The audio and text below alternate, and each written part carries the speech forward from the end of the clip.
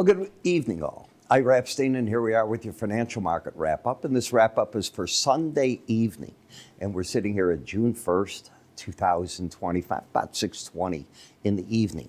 I intentionally wanted to wait today because we had so much news over the weekend that I thought would be market moving. Let me tell you what I'm talking about here. It's not the first three parts here. You're going to get in the morning regular at 8:45, the final, U.S. final May manufacturing sector PMI. You're going to get at 9 construction spending data for April. You're going to get the ISM manufacturing sector index, and that's going to be at 9. Where the news came in was the steel and aluminum tariffs that the president on Friday night surprised the market with, he's taking them from 25% to 50% effective this Wednesday. So the first thing I looked at, I said, boy, that's going to be inflationary right off the bat. So I looked at that and thought, okay, an up move, but a down move in the stock market off of it. Then we heard from the IAEA, and it's one damning report. I mean, it really says that for over 2 decades, Iran has been producing uranium that they'd lie about. They'd hide it. And this report is really a problem for Iran. The U.S., I don't know how the president can think he can do a deal with them because you can't believe him. I mean, they now have 60% grade uranium. That's a hop, skip, and a jump from nuclear weapon.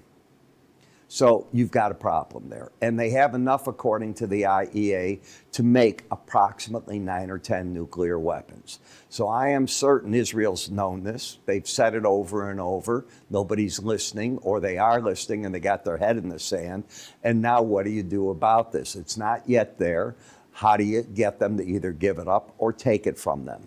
It's one of the two as I see it. And we will see what happens. How they try to cover their track, that should be the most interesting thing in the world.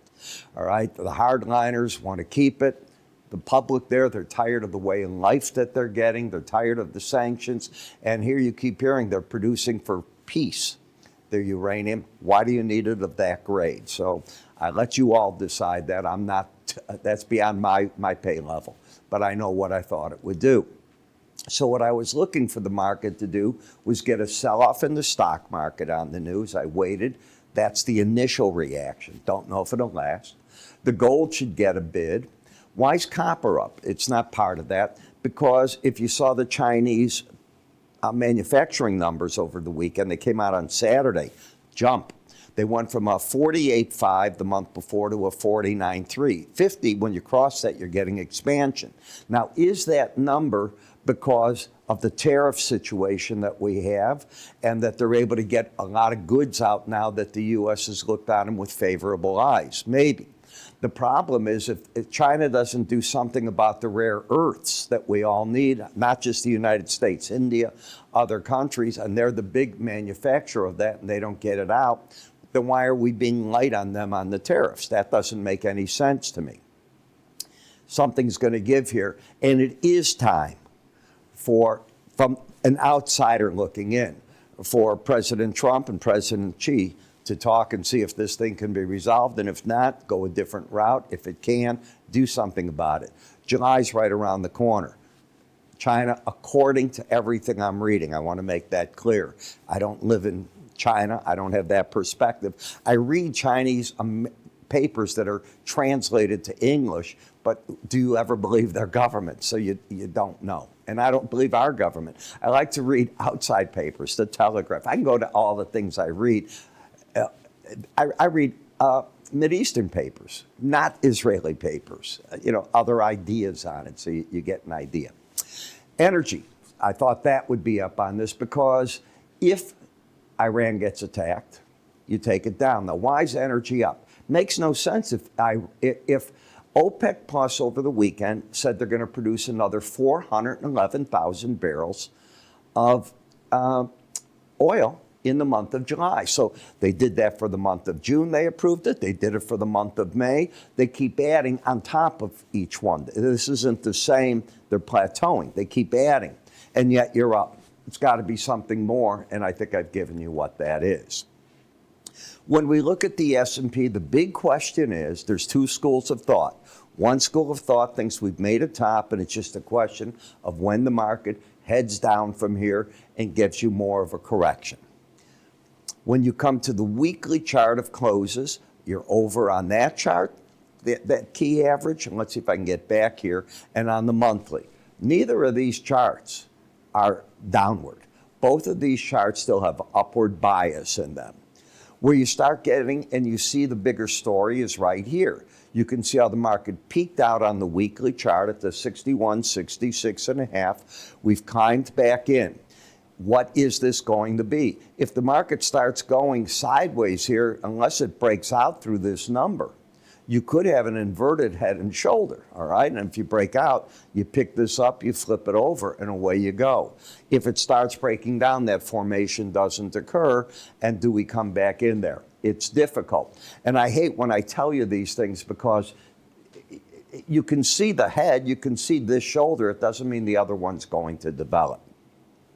We know the markets come from that April 11th time frame all the way here, but it has now spent a month, and it doesn't seem to be able to get through these numbers at this point. It's spending also, it's 4 weeks over the 18-week average of closes right here, so it's got bullish bias to it. And we haven't seen the Bollinger Band narrow in. Normally, when you lose the volatility, it starts wrapping its arms around the market. It could happen, but it hasn't really begun doing that. And I wanted to get tonight's quote in there so we could see what the market was up to. Are you overbought? Absolutely. So I see a market with an uptrend, with an upside bias that is overbought, and I see the resistance right here. Do we go through that for the new highs, or does the market begin the correction? If you can figure that one out, you can probably make a killing in the market. When you take a look at the Dow, it's an even clearer picture. It's fighting really hard at that 18-week average. Here's its contract high. You can see how the market came up. Is the market in overbought territory? Any reading over 70, as far as I'm concerned, is overbought. When we come to the NASDAQ, you see the high here. Now, the leadership of the market has been taken back, for the moment, by the tech sector. So it's leading the parade. That doesn't mean there aren't other companies that have joined in. There are plenty. But it's the one that's had the play here. Overbought, big resistance up there. What does it do? Right now, let's assume you wanted to buy the market. Where would you put a stop? If you tell me you're going to put it under the last low in the market, I mean, that's one heck of a break that you'd have there. That's 500 points. I'll let somebody else want to do that. The Russell is still, to me, the weakest of the links. Higher lows, higher highs, not overbought. Market is approaching it, but not there. In an uptrend for the moment, as it's fighting a battle at the combination of the green, the 100-week average, and the 18-week. All right, if you put a gun to my head, I'm long. That simple. With stops underneath 1980, 150. The beauty is I don't have a gun, so I don't have to make that trade. I like leaving this particular market alone on the long side for one reason, temporarily, until I feel that interest rates have really peaked out. Interest rates are the enemy of this market. When they peak out, this is the market that I think you want to own, because it's not kept up with the other markets, and there's so much runway there if it can get itself going. In the DAX, all I keep hearing is Germany spending, the UK spending.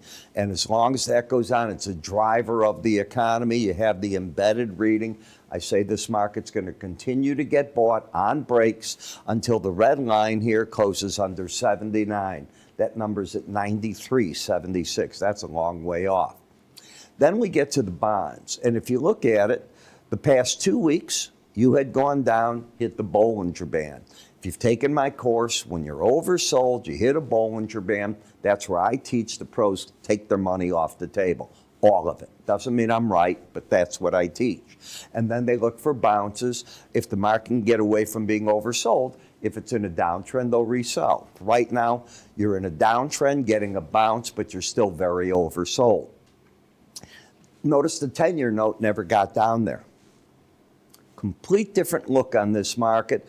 It is a market that is not oversold. You got to be under 30 to be oversold. You're not there.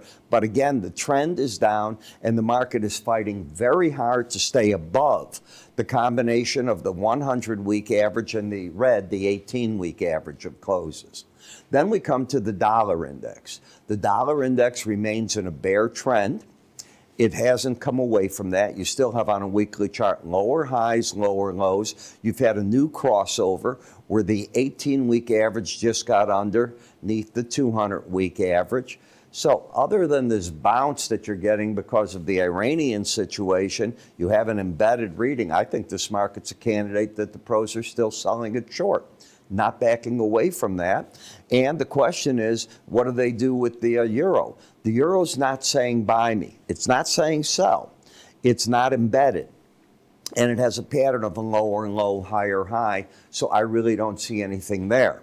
In the Canadian dollar, well, now what's going to happen with Canada and their steel that they produce and the tariffs that are going on? It should be an interesting week. There's going to be a lot of flack thrown out.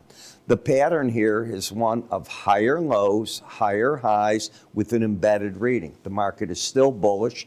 Breaks in the market get interesting. I never tell a client to buy, a subscriber is another word you could use for that, to buy into the first move of a Bollinger Band and a key moving average, which is right here. That's what you did this week, the upper Bollinger Band and the 100-week average. It is embedded. Let the market pull back off of that. And if it stays embedded, I go with that. In the Japanese yen, higher lows, lower highs, sort of a pause. Yet an outside week down. It supercharges itself if last week's high in the market is taken out. That opens the door for the upper Bollinger Band. If it's not, I wouldn't be surprised that you pull back in the market. There's no reason to be bearish.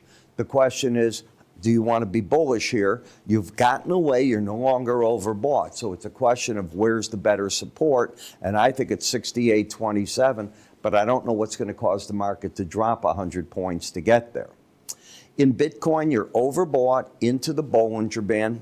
Let somebody else have that market if they want it. And I know people are saying it's going to run, it's going to run. They're always saying that. In Brent versus WTI, coming back down at this point in time. Look at a differential between the two there.